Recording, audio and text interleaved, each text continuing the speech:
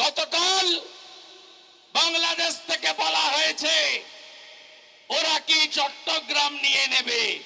আমরা চাইলে পশ্চিমবঙ্গ নেব, বিহার নেব, ঝাড়খণ্ড নেব, উড়িষ্যা নেব, আসাম নেব, উত্তর পূর্বাঞ্চল নেব।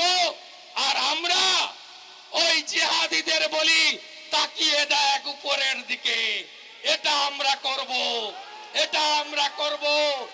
অখণ্ড ভারতকে, অখণ্ড ভারতকে, অখণ্ড ভারতকে, অখণ্ড ভারতকে। বড় বড় আওয়াজ, বড় বড় আওয়াজ। হাসি মারাতে 40টা শব্দ দানব আছে ভারতের। দুটো যদি ঘুরিয়ে দেয় না, পালানোর রাস্তা পাবে না। হবে 71-এ আমার জ্ঞান পড়েনি, জন্ম হয়েছিল। ইতিহাস পড়েছি, অতীত পড়েছি। 1.5 বছর লেগেছিল এই রাজাকারের বাচ্চা, হেফাজতের বাচ্চা, এদেরকে ভারত বিরোধীদের সোজা করতে। 30 লক্ষ শহীদ, 14 লক্ষ বাঙালি হিন্দু, 17,000 ভারতীয় আর্মি, তার মধ্যে 3,000 বিএসএফ এর জওয়ান। আমাদের জন্যই বাংলাদেশ তৈরি হয়েছে। মনে নেই রাজাকারের বাচ্চা? 71-এ 93,000 রাজাকার ধরা পড়েছিল ভারতীয় আর্মির হাতে। মুখে বলছি না, ভারতীয় আর্মি কি করেছিল মনে নেই?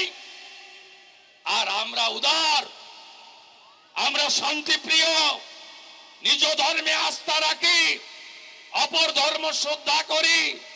স্বামী বিবেকানন্দ, প্রভু শ্রী চৈতন্য দেব, স্বামী প্রণবানন্দ মহারাজ, তারা আমাদের এইসব শিখিয়ে দিয়ে গেছেন।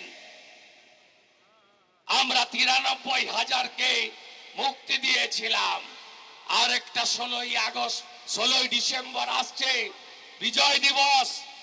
পাকিস্তানের আর্মি জেনারেল নিজামি আত্মসমর্পণ করেছিল। 2025 হিন্দুরা আর একটু চোয়াল শক্ত করে রাখুন, মুক্তিযোদ্ধারা আর একটু ঐক্যবদ্ধ থাকুন। 20 জানুয়ারি 2025-এর পরে বিশ্ব সমাজ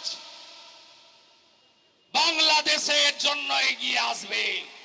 অবৈধ অবৈধ লোকেদের উৎখাত করব। বড় বড় কথা, ভারত বয়কট করব।